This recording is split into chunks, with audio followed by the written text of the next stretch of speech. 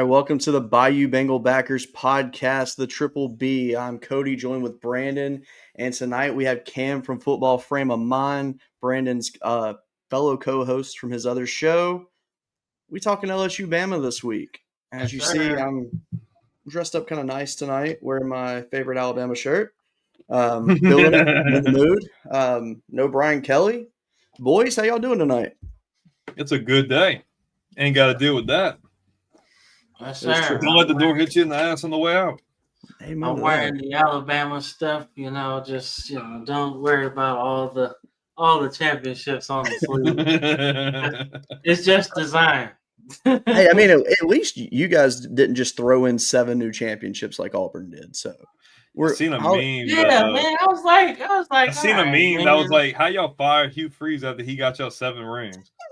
I was like, dude. We know that was crazy. That was pretty. I get they were losing, but I feel like you should have gave him a smidge. Like you should have let him coach out the rest of the year because dude, he was doing good in recruiting. Like they were doing really good. They never hit on quarterback, and then you didn't even give Deuce Knight a chance, right? It felt like you knew that Jackson Arnold wasn't really that guy. You knew that at Oklahoma, right? He was missing something in his development, right? If they would have got a guy in Mateer. I know he's been up and down, but if they would have gotten material, that'd have been good. Yep. Yeah, the other guy wasn't that good either. So why not just give the freshman a shot? You don't have nothing to lose, So I mean, the one good thing though is he gets a red shirt, and so it's not like he really wasted a year. He got to develop, and I mean, unfortunately, he developed behind mid quarterbacks, but I mean, he had to get at least a little bit better.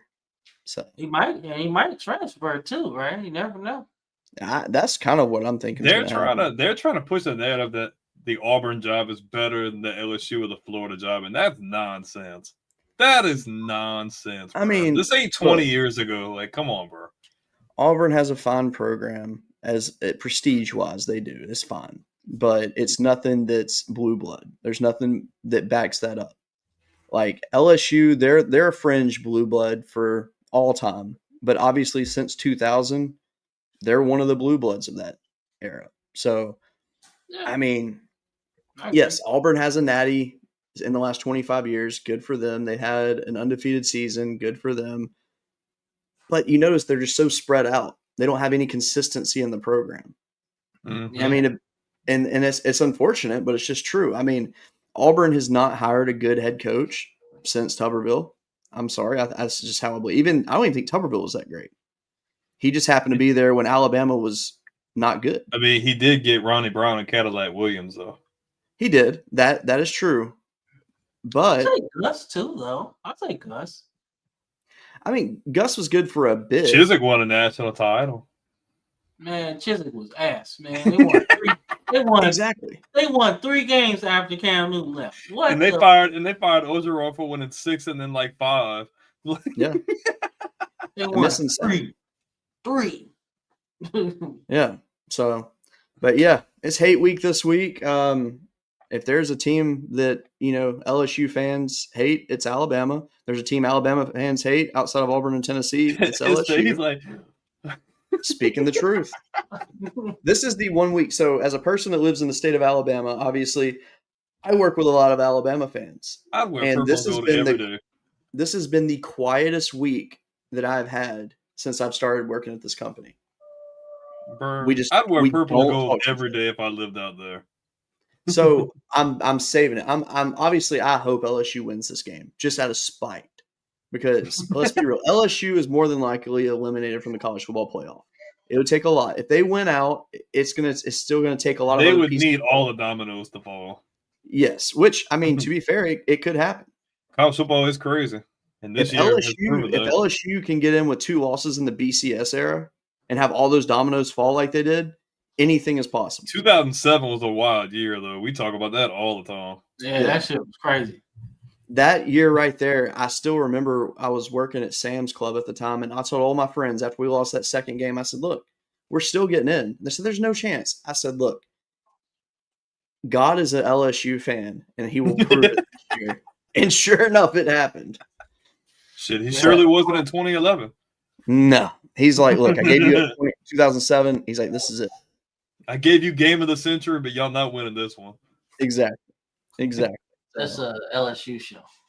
Oh, Yeah. that's my No. He would look really good in purple. You don't need to come over here. He would look really good in purple. I agree. I wish that we were on a platform where you could edit the screens like as you go, because I would totally had him in purple. Put him in purple, bro. Absolutely. Wouldn't even think twice about it. Sorry, that was my mom. She's an LSU fan too, so at least there's someone that's smart there. I mean, I don't blame her. She's had so much heartache though.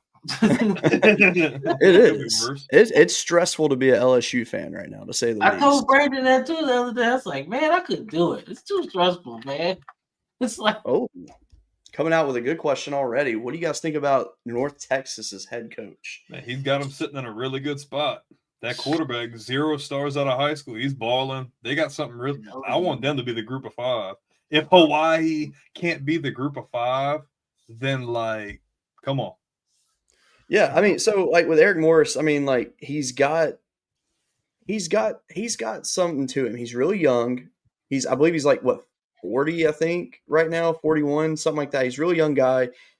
He coached with GJ Kinney, Incarnate Word. He's one of those guys. And I'll be honest with you, I think that his future is bright there. I mean, he's been at North Texas for what? I used to put it right at chest level, and then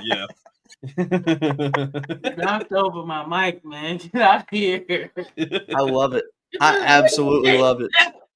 We're gonna screen grab that, by the way. Throwing that out there. But no, I mean, this guy, he is far away. He is a stud. I could see him. He's not in the camera. I could see him taking a bigger job. I mean, he played if I'm not mistaken, wasn't he? Okay. He played at Texas Tech, I think, actually, too. Who, the coach? Yeah.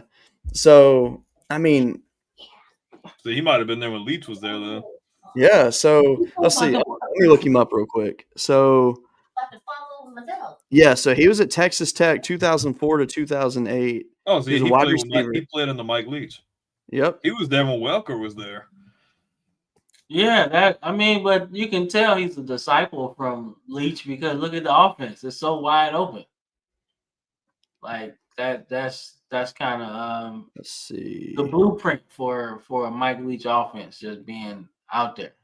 Mm-hmm. Okay, so I was actually wrong. So he did not coach with G.J. Kinney. G.J. Kinney replaced him once he left Incarnate Word, which he left Incarnate Word after a 10-3 season, and he actually went to Washington State to be their offensive coordinator.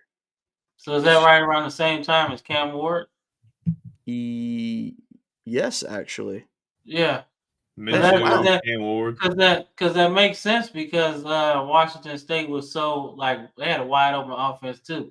I didn't even think about that. So he had Cam Ward at Incarnate Word, went with him to Washington State, and got wow. Yeah. Because Huh. I was thinking like this is a new kind of coach, so I was like it had to be around the same time. Because I remember Cam Ward being like hella good at Incarnate Word. That's what kind of put people's blinkers on. Like, hey man, this might be a really good transfer guy. So yeah, I mean that's crazy. I did not realize that he was with. Wow. Okay. Huh. And I mean, so far at North Texas, he's 16-14 overall, which I mean, at North Texas, that's good. yeah. It really is, and they're really good this year. So we got here article like I said, if we can't get Hawaii as the group of 5, we could take North Texas. Yeah, that loss last week, man. They done with that. that was like I was like, because we all picked the game. We was like, man, ain't no way Hawaii losing to San Jose State. Boy, 600 yards of offense San Jose put up on them boys. Yep. So now I will say about Eric Morris, I would not be surprised if he went to a school like Oklahoma State. I don't know who they're. I know we go off topic, but I don't know who they going after. That's a weird freaking place they're in. Yeah, all that time with Gundy. I mean, I wouldn't mind him. I wouldn't mind him at Mizzou if Drinkwitz leaves. That would be a good one, and bring Mestamaker with him. It's a possibility he might be going to. Yeah, because depending on where LSU goes. Yeah, because Mizzou was like that when they first came to the SEC. Like that's what made it kind of tough on teams because everybody was kind of knock them out, drag them out, right? Run the ball, tough defense, right? Nobody was spreading that shit out like that. Yep.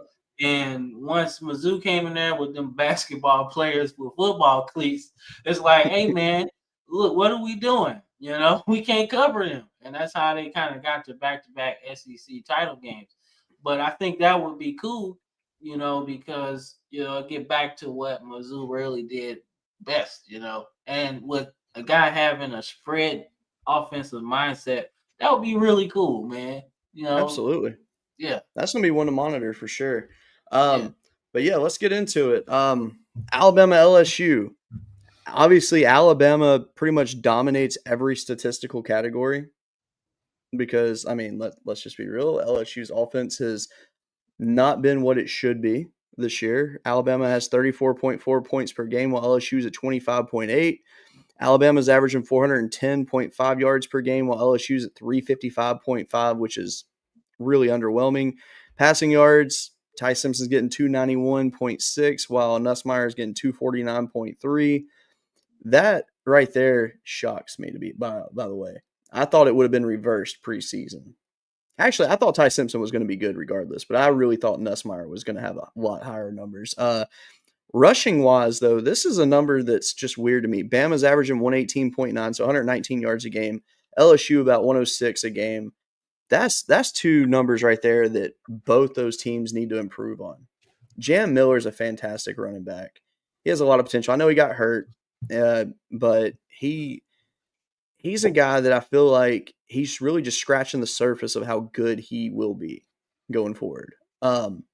First downs are pretty close. Bama gets about 22, let's say 23 a game. LSU just almost at 21 a game. Third down efficiency, this is a huge number. Alabama's converting almost 50% of their third downs, while LSU's abysmal. Just under 40. Yeah, abysmal. And the one thing too that you see is like when Alabama on third down, they're aggressive.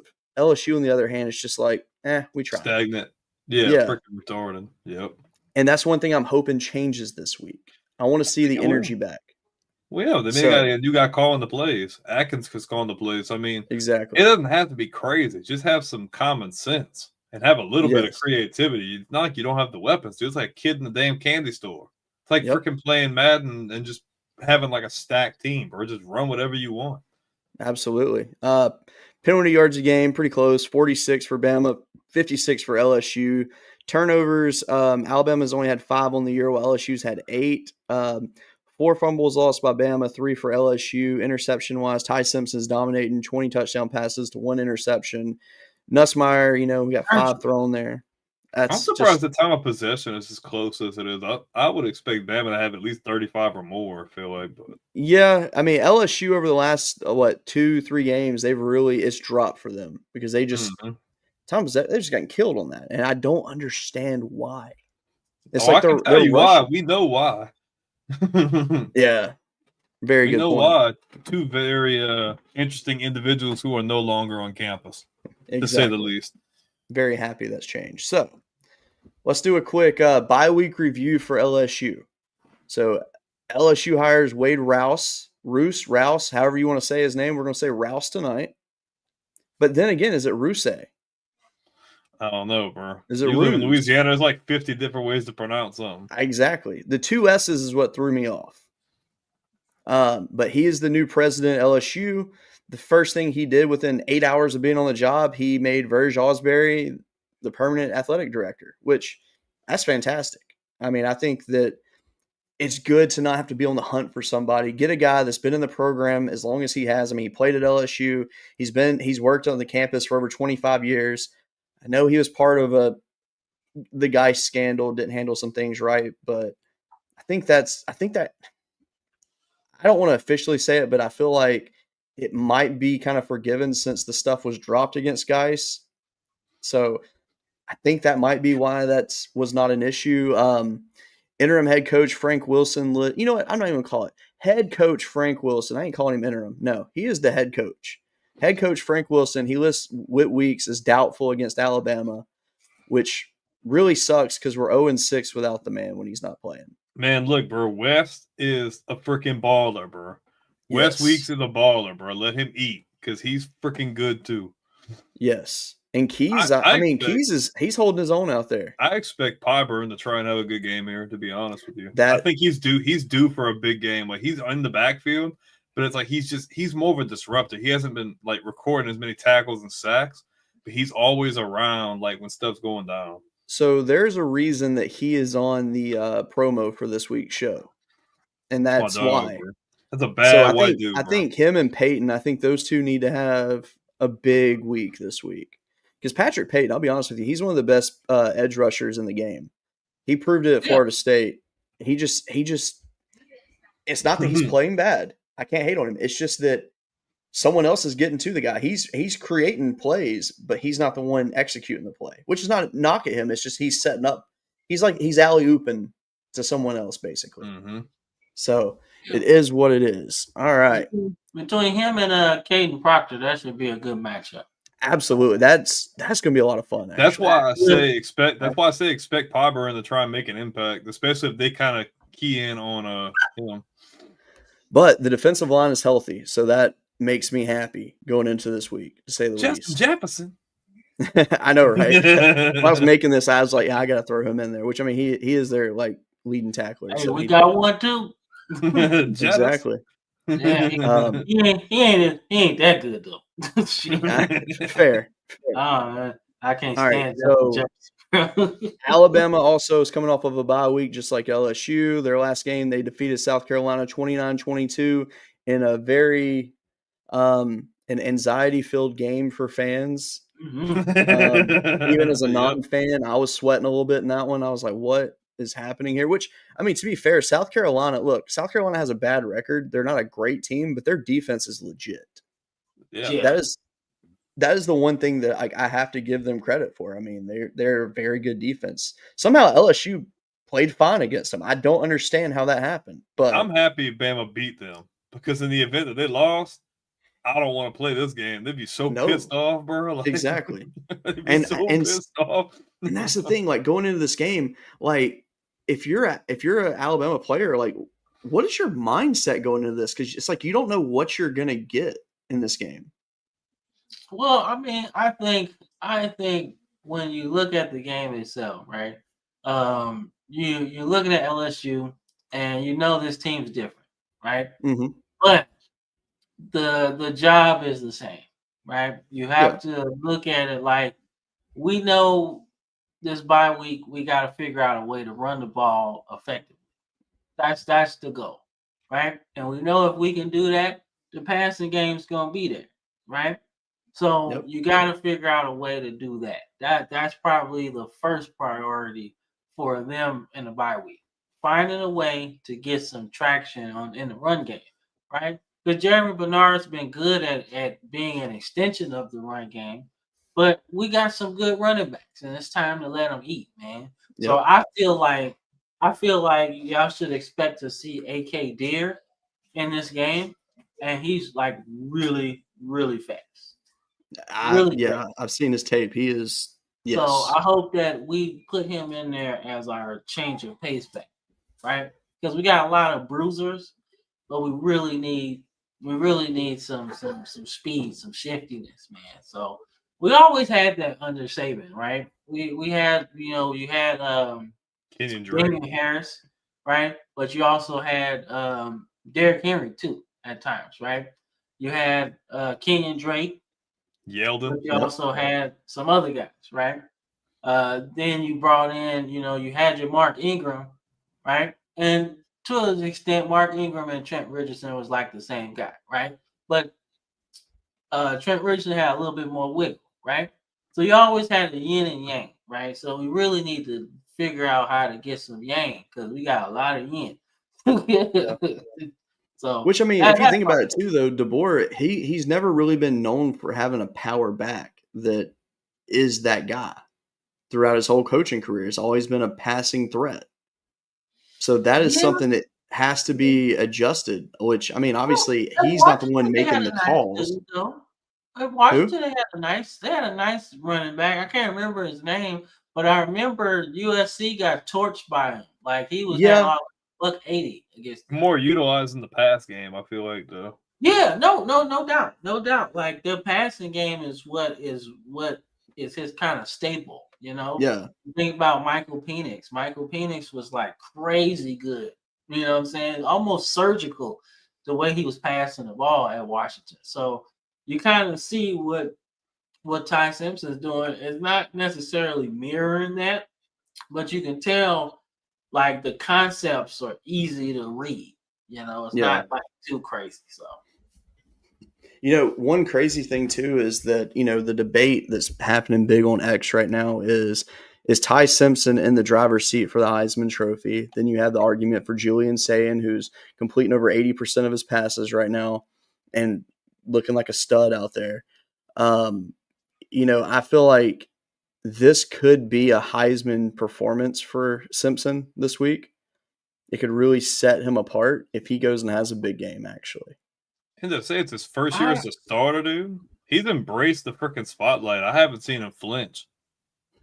And the crazy thing is his little brother's like a sophomore or junior in high school, and he's already broke all his records. Like, it's insane. And he was on a visit last week. Yeah, little brother was on a visit last week. So I think little brother might go to Tennessee though.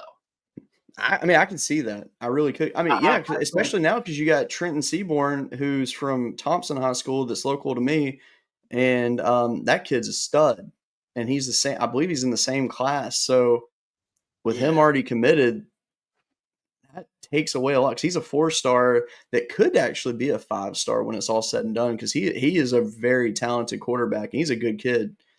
He lives about maybe 5 to 10 minutes from me, if that. And watching him play, that kid, he's going to be good at Bama when he gets there, to say the least. Yeah, so I mean that's what I was thinking. I was thinking his brother might go to Tennessee just because he's gonna be able to just sling it around. Yep. And as long as Heupel's there, that's the kind of quarterback he's looking for. Got enough wiggle to make you think in the run game, but enough arm talent to really pick you apart. But to your point about the Heisman, I think this year's Heisman comes down to conference championship weekend, to be honest with you. That's fair. I think everybody's playing even kill, right? Yeah, Ty Simpson had the loss early, but it wasn't his fault, right? He didn't even have a bad game. Yeah, it had a bad game, but everything else has been crazy, right? You look at Julian Sand. Julian Sand has been absolutely surgical, man. Like almost brain surgeon, like can't make no mistakes. He hasn't done it, right? Then you look at Haynes King, who has almost 1,000 yards rushing, right? He's inching closer and closer to doing it, right? And then to throw in a wild card in there, you got to put in Jeremiah Love. He's probably going to be closer to 2,000 yards when the season ends. So you got that's like my top 4, as far as the Heisman is concerned. So, but I really think it comes down to conference championship weekend because everybody's been playing so good, right? So you're gonna have to almost you got to hold your ballot until then, right? Because you can easily give it to Ty Simpson because he's played the hardest schedule so far, right? Yep. But if you're looking at the whole body of work, it would be fair to just hold it until conference championship weekend and be like, okay, I got the whole picture. Who's the best player? And we'll see. But if he holds that one interception for this rest of this season, like shit. Sorry. That's crazy. Absolutely. I mean, the one cool thing about this game is the fact that this is the best secondary that Alabama will see this year. And this is the best secondary that Nussmeier is going to see this year, which is a little scary to say the least. But he gonna play loose though. He don't have that freaking anchor on his back anymore. I feel like he give him a chance to just open up. If I'm Frank Wilson, I'm going to take Nussmeier into a dark room by himself, and I'm going to grab him and throw him into the wall, and I'm going to scream at him to bring the gunslinger back. Because that's what we need. I want that reckless. Give me Brett Favre, bro. Just without the freaking picks, bro. We need it. That's what we need. I mean, and that was, when you look back on some interviews that Nussmeier had before the season, he had talked about working on his patience and all that. Throw that shit out the door. Look, bro. Look, if this is gonna be a game where you gotta be like, hey, he done that somewhere.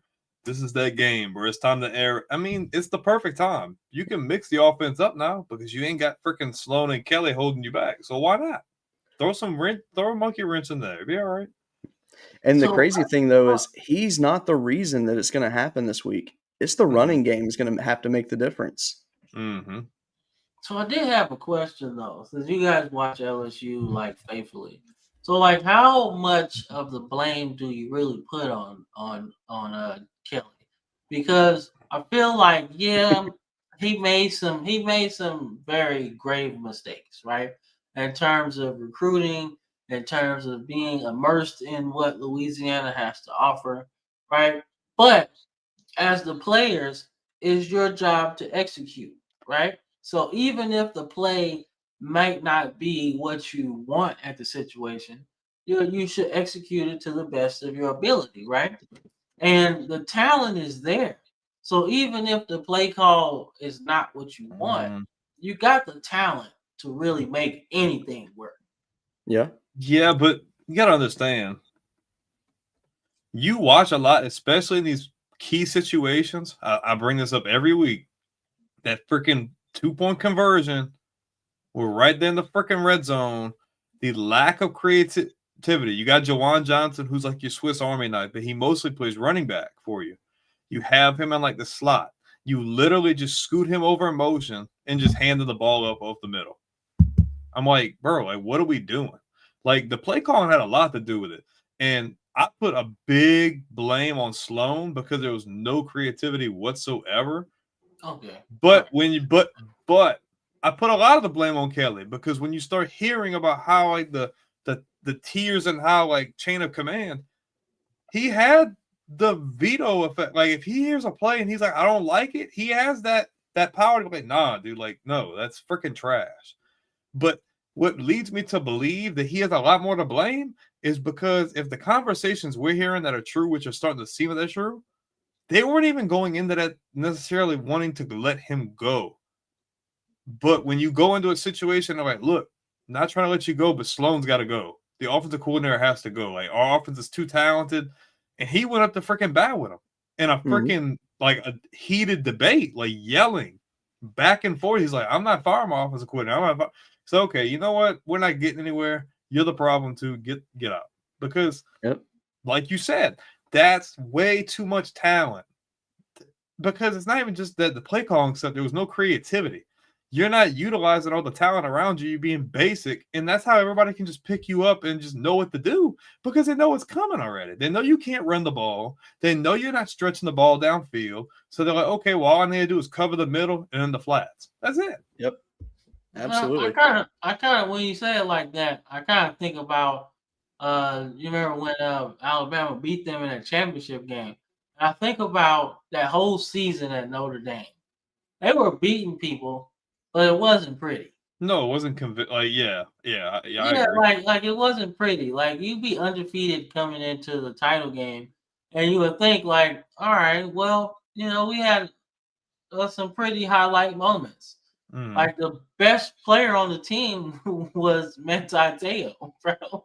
I don't remember what they did on offense. Pretty much, I remember Everett Golson being like their defense was legit. Yeah, that defense was good. Like that defense carried them, and then they got into that situation where you guys and y'all neutralized them. And once you took that chess piece, once y'all took that chess piece out of it, and that's another thing with Brian Kelly. Brian Kelly didn't adjust. They didn't. He didn't have that freaking like when you watch like Orgeron coach or you watch Saban coach or you watch Les Miles. There's that innate. Okay, we got to get this shit together. Like it's time to fight. Like this is gonna be a freaking like how you always say it's gonna be a phone booth. Like we're gonna be fighting in a phone booth. You never had that with him. There was no instance where you see on the sideline. Okay, we adjusted. We're gonna fight. They never had that. Yep. Yeah, like I said, I agree. I'm just curious, you know, how much blame y'all gave him because go ahead. Yeah, I was gonna say. So the one thing too about Kelly is, I think he went into the LSU job with the mindset of I'm gonna be the CEO. This is LSU. It's gonna do all the work for me. If Ed O can get a national championship, it's gonna fall in my lap, and it's gonna happen too. He had the wrong approach. He did. And unfortunately, Joe Sloan is a great quarterback coach. Oh, yeah. But he's just not quite ready to be calling the offense for a big school. Last year, it worked out good, but Cortez Hankton was also heavily involved in it. They were co-offensive coordinators. Yeah, and now it changed, and it just didn't work. So that makes me wonder, was Hankton actually the whisperer in that? And something was happening. I put blame on Kelly too, because if you're trying to split the rep, I don't want to get too off topic, but like to his question, if you have a proven offensive coordinator, Mike Denbrock, who literally has made Jaden Daniels look like $1 million, why am I splitting? Why am I trying to split offensive coordinator duties between the proven guy and Sloan? Yeah. That's the whole reason he freaking left. He's like, I'm not freaking doing that. I'll go back to Notre Dame. I'm cool with it up there. And look what he's doing. Offense is rolling. So, I mean, yeah, he's definitely a big part of the problem. Well, that's what happened with us last year with Milroe. We had Nick Sheridan calling plays for us. Yep. And Nick Sheridan, you know, he's a good quarterbacks coach, right? He actually had Milroe looking good. And I feel like that's what got him drafted. Just seeing him develop just a little bit, right? Not obviously to be effective in winning, right? Because he has a lot more to go to grow with, right? But he's a good quarterbacks coach. But you could tell it was almost like, man, I really don't know what to do with Milroe, right? He's such a good athlete. He has such a big arm, but he can't make the throws that I need him to make to really give him the full offense, right? it felt almost like we had half the playbook, right? But with Ty Simpson this year and Ryan Grubb, it feels like, okay, we got the whole playbook to play with, right? Because I look at the game against South Carolina, the touchdown to Ty and then the 2-point conversion, right? Both of those plays were almost, you can tell they were in the back of the playbook. Yep. Because it's like, why, like, this is a perfect situation to call that. But the creativity just threw the defense for a whole loop. They didn't know what to do, especially at the goal line. So I was like, those 2 play calls were great. But as much as you have a great play, I love the fact that the team was on the right page, the whole thing, right? Jeremy Bernard coming out the backfield, nobody saw him, right? The tight end, nobody picked him up going to the sideline. So that whole thing is great. I love it. I love the creativity and just how we attack the defense, man. Like it feels like nowhere on the field is safe, right? You play back. You try to stop Ryan Williams in the deep threats. We can carve you up with the tight ends, right? You want to play close to the line of scrimmage. Now you open up the floodgate. So I love the creativity and the ability of Ty Simpson to hit those throws that count, man. Me and Brandon talk about that a lot. The throws that count, right? I looked at Nussmeier against Texas A&M, and yeah, he was getting pressured a lot, right? Offensive line wasn't really blocking. But it was a key first down that they needed, right? Before the floodgates opened. And he threw it to the running back, but the running back had to turn and catch it, right? Slow down his momentum and the tight end. Can't hit him in stride. Yeah. So that, me and Brandon, I was like, that's the throw that counts, right? If you hit him in motion, he probably hits the first down, right? But because he had to change his trajectory, now he can't do it, right? So that's what I was frustrated last year with. But I love the fact that it's fixed now. Random question. Do y'all think that the higher ups talked to Nussmeier before firing Kelly?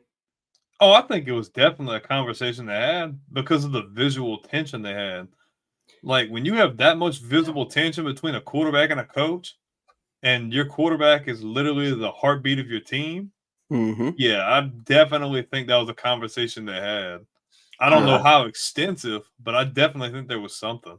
I feel like the interim coach was the one that they talked to, in my opinion. I feel like, more than likely. Tell me, like, I feel like the conversation between all of them went like, hey, what is the issue with this team? Oh, they definitely all said Sloan. Like off the record, what's the issue with the team? And I feel like he was like, man, the head coach is he's not invested. He doesn't get it. Doesn't get it. And even if they talk to Nussmeier, I feel like the same thing would have been said. He just doesn't get it. He doesn't get what we're trying to do here. He doesn't get what's going on. And I feel like not only did they get blown out on national television, right? He looked completely lost, man. Cam was like, "What are we doing? Like, what are we doing? Like, I read his lips. What are we doing? Yo, you're the head coach. You're supposed to know what you're doing." Yeah, because I remember him looking at Baker because the offense kept giving the ball back, and the defense is obviously giving up points because just like all year, you're on the field too much. And he's looking at Blake Baker like, "Well, what the fuck are we doing?" Blake Baker's like, "Well, what do you want me to do? Like, what do you want me to do? The defense is good, but they can only do so much, Yeah. Like that's the sucky part, man, because your defense is, and it makes them look like they suck, and they don't. Yeah, nah, you guys got a really good defense, right? Like I said, I'm not comparing it to the squad of 19, right? No. They're definitely not as bad as Jaden Daniels' Heisman year, but they're definitely solid to the point where you could win more games than you lost. Yeah. Right. And to have Nussmeier coming back, I thought that was kind of the linchpin that at the beginning of the season was kind of like, hey man, LSU might get us this year, because I didn't know how good Ty Simpson was, right? I seen little bits and pieces, But I told Brandon on the show, I was like, man, I'm cautiously optimistic, right? Because I don't know. I feel like the same with Bryce Young, right? All that hype, 5-star guy, right? You never know. Because I saw Blake Barnett start that USC game, right? And I was like, yeah, Blake Barnett, he's a 5-star from Cali. I'm like, he's going to be good. Man, dude, USC hit him, and his chin strap was all up here in his nose. I was like, hey, get him up out of there. He ain't playing, right? Then, the rest is history with Jalen Hurts. So, right? So, but that's why I'm always cautiously optimistic with these 5-stars, man, because when they don't play a lot and they just get thrusted in there, it's like, yo, I don't know how this gonna go, So Yep. Absolutely.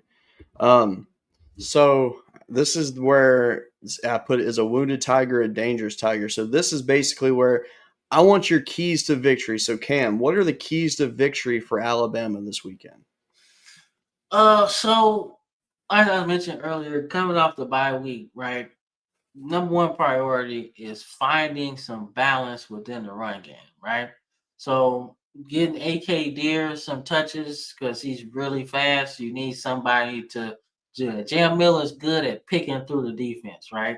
Then we got another guy, Riley, who's really big. I like him, man. He's got some Trent Richardson in him, right? Yeah. Not the wiggle, but definitely the power surge, right? And I love that, right? Yep. Well, we got to figure out some balance in the run game, right? We got to get that up because that's serious, Now, the second thing is almost on the flip side, right? We need to run the ball, but damn it, we got to stop the run a little bit better. We're 70 in the country and stopping the run. I'm like, yo, what is going on? We ain't never been this low at stopping the run. So it was actually kind of reverse with Saban sometimes. We couldn't stop the pass, but we could stop the run. So it's kind of like that's my keys to victory, honestly. If we can stop the run and make y'all one-dimensional, it might be a long night. But if we can run the ball while stopping the run, then it's definitely going to be a long night because you don't want to have to pass the ball too much because we rank 12th in stopping the pass. So that's not advantageous to y'all. So yeah, that's my keys to victory. I like that. With LSU, I think the biggest thing for them is motivation. I need the offense to motivate the defense. I need the defense to motivate the offense. I want when the defense makes a big play, I want the offense to match that. When the offense makes a big play, I want the defense to match that. Like I need just consistency there. Brandon, I know that we've talked about, establishing our run game. We really, what Cam said, we could almost say for LSU because we're in that same boat. And I mean, what do you think? Harlan Berry, Caden Durham, let's be real, two of the best running backs in the country, easily. What if you're Alex Atkins, who is the run game coordinator? I mean, what's your game plan for this? So it's going to be like a two-part answer. I'll kind of piggyback on what both of y'all said. We've expected the defense to do so much this year, but I'm going to need them to do a little bit more for me in this game in the sense that I need you to create turnovers. I know he's only got one interception on the year. Whether you get it off of an interception, whether you force a fumble, whether you get a turnover on downs, I need some turnovers in this game. That is going to be what sets the tone as the defense comes out and do what they need to do. But the flip side of that is what you need to do that you haven't been doing all year is capitalize. I've been saying it since week one. Capitalizing on turnovers. If you pick Simpson off, that's a huge momentum switch. Don't let it die out there. Go down the field and get 7. There's nothing worse when a team can get turnovers and the offense either stalls out, they punt the ball, or they're kicking 3 every time. You're not taking any momentum. You're giving the ball right back to the other team and saying, okay, you can go right down the field and score on me. I'm not going to do anything. So the biggest thing is getting turnovers, but also scoring when needed most in the turnovers. But also, like you said, I'm utilizing both of those guys in the run game, and I'm throwing Johnston in there. I'm interchanging all 3 of them, keeping fresh legs, whether I can utilize them in little screens, whether I'm running counters, You can do so much with those three guys because they're all really good. So I think getting the run game started, you don't want Nussmeier having to throw 40 times. He can, and I think they'll probably open the pass game up a bit more, but I need to see some carries on that first drive, but don't freaking just run the ball 3 times in a row if we're not getting anything. If you get a good carry on first down, cool. Try play action. Be creative. Like, you have weapons. You don't have to go deep, but if you see obviously they're really good against the pass, so don't just go for it. Just work your way in there, gain some momentum, see how much they're going to give you. I'm going to force the run a little bit. I'm going to see what they do. If I can get some yards here and there, cool. Can hit them across the middle on slants. I can hit outs. I can start changing it up, going corners, posts. Like, you don't have to get crazy, but you need to kind of pick with their defense and see what they're going to give you. Don't just go for the home run ball, but don't be freaking lackluster and just hand the ball up straight up the middle, dive 3 times. Yeah. Like, get those young, and like I said, interchange those 3 guys. They're all good. Barry and Durham are pretty similar, but they're both really good in their own right. Like I said, Jawan Johnson, there's so much potential. And I think having a fresh guy calling the plays, I see a fresh set of eyes that sees, okay, I have all of this stuff. I'm going to take a completely different approach because the receiver room's deep. The running back room is deep. All you need is the offensive line just to play a little bit better in the pass game, which if they start running well enough, I think they'll be able to do better in the pass block. But I think it's really just capitalizing off turnovers and just opening things up on offense, running the ball and just seeing what they're going to give you. So Cody mentioned energy, right? And that's what I want to, that'll set the tone for the whole game, right? How your defense responds to Alabama, how the team responds to Alabama scoring that first time, right? Because mentally, like, I guess you'd say physically, your team is talented enough to win this game. But mentally, have they recovered from those earlier losses to really come back in this game, right? Because believe it or not, when you're already beaten and you're kind of postseason the things you were playing for are already out the window. When a team that is playing for something, right, scores, it kind of brings down the morale to where it was already, right? So I'm pretty sure everybody's talking rah, everything. Everybody's going to be excited for this game, right? It's a lot of money on the field, right? NFL players galore, right? So I want to know I would love to know where their mindset is, right? Once Alabama gets on the board, right? Yeah. Are you willing to fight back and let's just make this a game, right? Or does that bring down the energy? Because you might not have Whit Weeks in this one. And he's the vocal leader, right? Yep. He's the guy that makes the plays that you really need, right? So it's a lot. It's a lot to consider. And it's a lot going on, man. Like, this is a dysfunctional situation right now, right? But you got the talent to really do something. Like I said, I don't know if the playoffs is probably out of the question, right? But more than likely. But the bigger and most important thing for LSU is to set this on the right foot, right? So if you can win this game, right, it sets everything in motion, right? It makes it easier to find that coach, right? Josh Pate has said something that stood out to me. It was like, hey, what are you doing? Is this a patient coaching search? Or is this, hey, we need to get it done? I think it's the first. We should be patient, right? If you want Lane, wait for Lane, no matter how the season goes. Playoffs, conference championship, first round exit playoff, bowl game, whatever. If Lane Kiffin is your guy and you're focused on Lane Kiffin, push all your chips in Lane Kiffin, because anybody after that is not going to bring the same thing, right? You can go after Marcus Freeman. He's in a prime position. So you're going to have to win over him. You're going to have to win over his wife. And you're going to have to make the buyout something very, very delicious, right? So that's probably not the option you want to go to, right? And then after that, it's a really big fall off, as Josh Pate said. It's a fall off of candidates, right? You got Lane Kiffin, Marcus Freeman. That's your top two, in my opinion, right? Then you can bring in some old heads like Jimbo Fisher, who wants to get back in coaching and has Stay some away. LSU ties, right? And he has some LSU ties because he was there as a pup, right? He was. So you have that as a wild card, but I don't see it happening. I think that he'll go somewhere else before he takes a job like this, right? Just to get his feet wet again, right?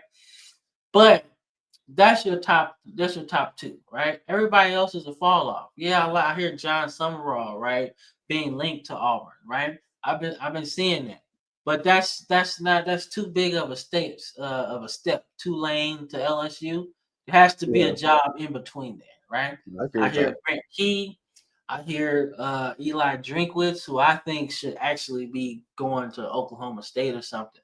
That would be the next job before you take the bigger one, right? If you can fix that, then yeah, you'll be good, right? Yeah. So, but my whole thing to say is that that's your dude. That's the guy you circle.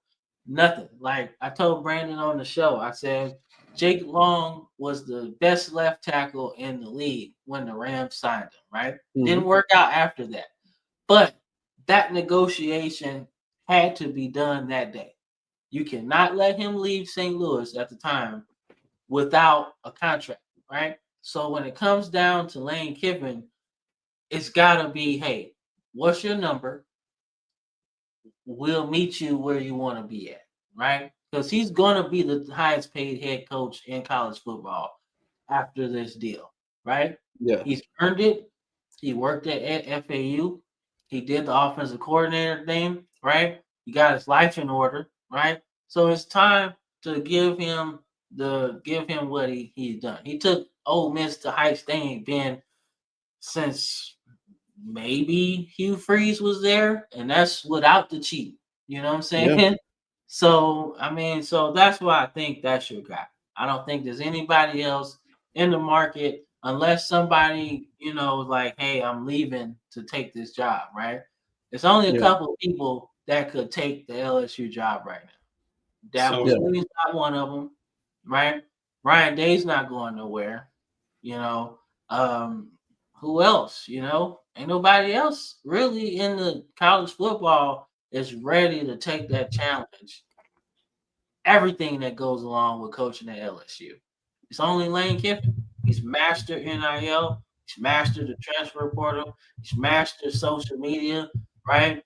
He's mastered offense. He's an offensive genius, right? So you're going to have athletes on offense. And you're going to have athletes on defense. LSU's got all the resources.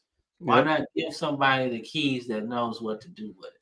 That's all I'm saying. So I'm going to piggyback on this. Because we're going to touch on the game and then that. The thing with Lane is the longer that he doesn't sign that extension pushes me further to believe that he's really trying to leverage this thing to get, whether it's this job or one of the other ones, to get the best dollar amount possible. The longer he waits, the more it makes me think he's not going to resign. Because I feel like if you really wanted to sign, I know obviously you're in the thick of things. I feel like you would have gotten that out of the way by now because you don't want the distraction on your season. Now, they already came out and said in the last 24 hours or so that they're not in any rush at all. Like they're really trying to be patient and get the right guy. And like you listed a couple of really good names in there, and obviously Saban's name is in there. I don't necessarily think that's going to happen, but I think in the landscape of college football and where they're at currently, it has to be. I said this last week. It has to be a grand slam. You're not in this for an experiment. Yeah. You're not in this to try something out. Nope. You tried something out with Ed Orgeron. It worked. You won a championship. You tried to swing big on a guy who really you knew wasn't going to fit the mold. You took a chance. You got burned. So I really think, like you said, whoever they want, I think they're all in. I think the money is there. The assets are there. The resources are there. Just depends what direction they want to go. Now that you have a new president and AD, at least that gives you some stability. Now they can figure out a way to be on the same page. Now, in regards to this game, I think the scariest thing is a team that has nothing to lose. Frank Wilson is the embodiment of the vibe at LSU because he's been around it for so long. Guys like him and Corey Raymond embody what it is. So they're gonna want to win this game for one because they want to spoil your season. They want to make it more complicated for you to get in. But two, they want him to win. Now it doesn't matter if he's gonna be the coach or not. But they're like, man, we want to get this win for him. And now they don't have all that extra negativity around. It's so much more clarity now. Everybody can go out and play loose, and it's like, man, we hype. Like we don't have no crazy expectations now. We're damn near kicked out the door. Let's go get a freaking W. Now, obviously, you lose your freaking chess piece on defense. But like before, I think that opens up the door for some of those other big name guys that don't get talked about to make plays. So I think the biggest thing is, and this is bias aside, whether it's them or not, the scariest thing is a team that has nothing to lose because they will literally pull out all the freaking stops to put a dampen on your party, to pop all your balloons, to kick you out the club. Like they're going to do everything in their way to do it. When you got a team that's loaded with that much talent and they're all on the same page and everybody wants the same thing and they ain't got nothing to lose, that's scary. Well, I will say one thing. I know Cody has a lot to say too. Offensive line, is the third key to victory for you guys, right? Yep. Nussmeier was getting his Zach Mettenberger treatment, right? Zach Mettenberger had to pick himself up off there. That's why I fucks with Zach Mettenberger because he got sacked 4 times in a row and he walked off the field, right? Yep. That was the dopest shit I've ever seen in my life. I was like, yo, he should be just laying there, but he got up and he walked off the field. I was like, you know what? That's a warrior. I like that kind of stuff, right? But Nussmeier was picking himself up off of the turf, man. And if I'm the offensive lineman and I gotta watch that film and practice, I feel embarrassed that I gotta keep picking my quarterback up. My bad. How many times I'm gonna say that? You know? And you're dealing with an Alabama team that is really good at getting after the quarterback. Like really good now.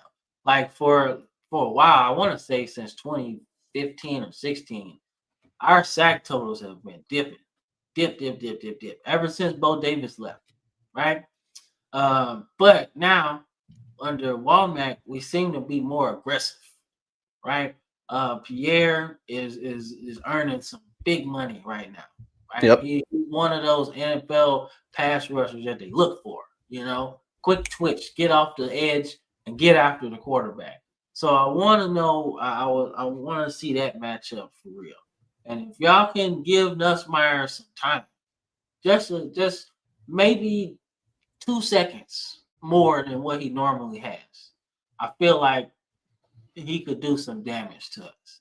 Sure. But if they don't have any, if he don't have no time, it's rough. It's rough, man. It's those young the guys they got to playing at tackles. I want to let Cody talk, but like he touched on this last week. The guys they got to tackle are both really young, like especially with the injuries. Because before that, it wasn't like that. The guys who especially got playing left tackle, his potential sky high, but he's got a real big learning curve. You know, I mean, you seen last week, freaking 2 weeks ago, a guy from A&M, he was blowing right past him. He's just shifting back, and the guy's like, "Zoop, nope, don't touch me." So I think it's just, but this is a good game to really get your act together and start figuring things out in regards to that. Yeah, for sure. You know, just looking at this game too, though, I think if I'm calling the offense, if I'm in Alex Atkins' head right now, if LSU gets the ball to start the game, the very first play I'm running is Chris Hilton Jr. on a deep route. Oh, I'm throwing a streak to one of them. 100%. I'm talking about like the classic Chris Hilton Jr., you know, historic catches that he can make. He has not made a single one this year. Yeah, he's been off. Yeah, which I mean, he hadn't gotten many chances though either. No, but and then like in limited play time, it's like he's been kind of hit or miss, and that's always been kind of his thing. It's like, man, it's real boom or bust. Like he's really good, but like, what are you gonna get with that guy? You know, if there was a player on this team that's gonna be motivated, I think Hilton Jr. is that guy. I think think- Anderson too. To be I was honest, gonna say former team. Anderson definitely for sure. But I don't know why, but Chris Hilton Jr. has popped in my head probably 20 times this week, and I don't know what it is, but I just have this weird feeling that is the play to start the game. And if they hit that pass, that sets the tone.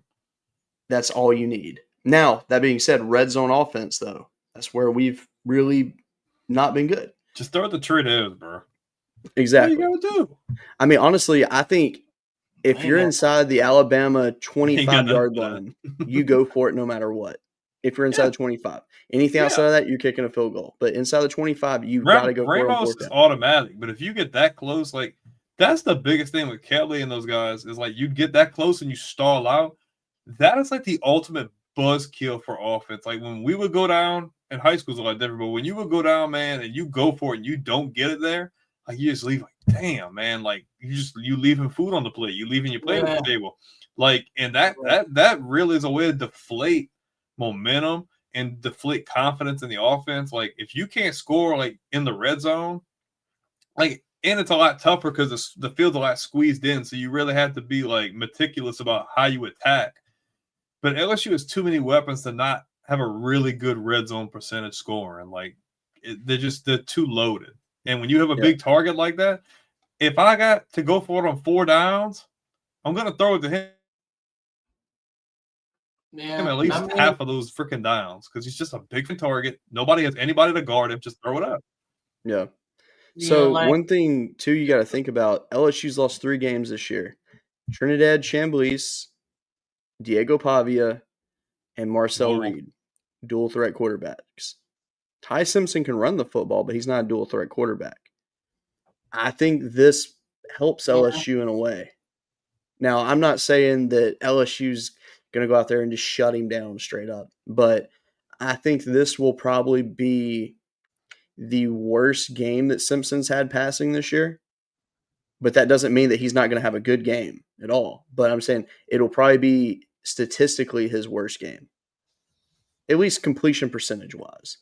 But I say we might as well get into it, make our predictions before we close this thing out. I'll do mine real fast, and I'll move on to you two. I think that if LSU is playing the same way that they have been playing, I think LSU will lose this game 41-20, like straight up.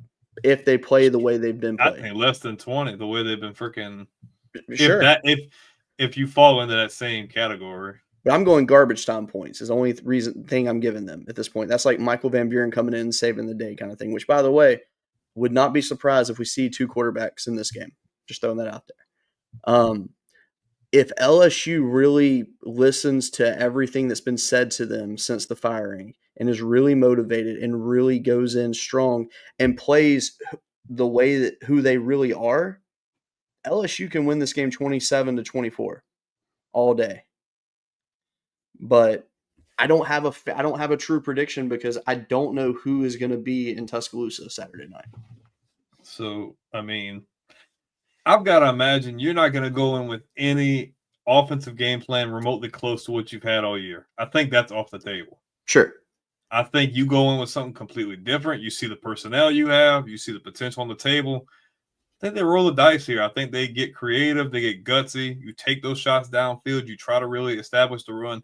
I just think there's too many variables that are in the air for them for me to like pick them to win. I just think Alabama's just outside of Florida State. They've been rolling, playing with a lot of confidence, playing smart, turnover-free football. Got a lot of things going really good for them. Could they get the upset? Yes. Do I think it's likely? No, because there's just too many question marks. And like you said, you don't know. One, you don't know what you're going to get on offense. And then depending like how good or bad the offense is, the defense is going to be out there either too much or too little, whatever the case may be. So I'll pick Alabama, but I'll say about 31-21. I think LSU can score points. I just don't know how many points they can score. And Bama's guaranteed 30 or more. I'm being conservative saying 31. They'll probably drop at least 35 or more. I think that's fair. So, all right, I'm gonna be a little nicer than you guys are to your team right now. So, all right. So here's my thing. I think LSU is probably gonna come out in some stuff that's not on film, right? Yep. But I think that might be the downfall though. Because if you're going to change everything in a 2-week period, right? Or is everybody on the same page? And that's the thing, right? If you're going to change everything, I think you need more time to really gauge everybody's ability to be on the same page, right? And when I say that, I'm thinking turnovers by you guys, right? And I think that sinks it for you guys.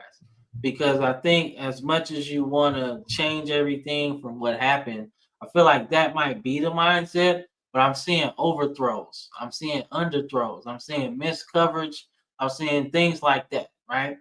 And that's where I'm kind of worried if I was an LSU fan coming into this game, right? We change everything, but we're not on the same page, which causes mistakes, right? And instead, let's be creative with what we were doing because there was some good stuff that was being done. If you look at that first half against Texas A&M, it was some good shit doing, some good stuff, right? Yep. Second half, don't know what the fuck happened. But what I do know is that you gotta do something different, right? The question is everybody mentally going to be on the same page, right? And when stuff starts to get difficult, are we pointing fingers? You know, that's what I gotta see, right? But from the Alabama side, right, we can't play down to y'all dysfunction. We can't do it. We can't just be like, oh, they're gonna come into this game doing stuff weird, and we just gotta play our game. No, we need to play our top game. That's the difference, right? You can't just play, oh, we're just gonna play down to the competition because we're in playoff season now. So if you're gonna beat a team, you gotta beat them good. You gotta make it look good. So that's what I'm thinking. I'm thinking the first half probably ends in a tie, right? I think it'll Okay. probably 17. I think 17-17.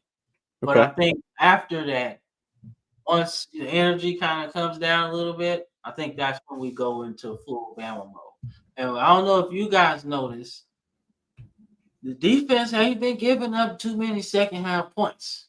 It's true. Like if you look at every game we played so far, Georgia couldn't put up nothing in the second half. South Carolina didn't either. They were winning in the second half, but they ain't put up much in the second half, right? You look at Tennessee, they didn't do nothing in the second half or the first, to be honest with you. But because I don't like them very much. But but nonetheless, they didn't do much either. And I love how we've been salting away the wins, right? Just making it hard for you to come back because Vanderbilt looked good, but when the second half and they had to pass, it was rough for them. So that's my thing. I'm thinking 31-17. 31-17. I'd say that would be my prediction because I think y'all gonna put up some points, but that offensive line is just it's scary, and you're dealing with the same team kind of like last week, an aggressive defense, man, that's gonna get after you. And I feel like that's one of them things that you just can't fix in 2 weeks. Like you can't say, "Hey, block better" in 2 weeks. Yeah.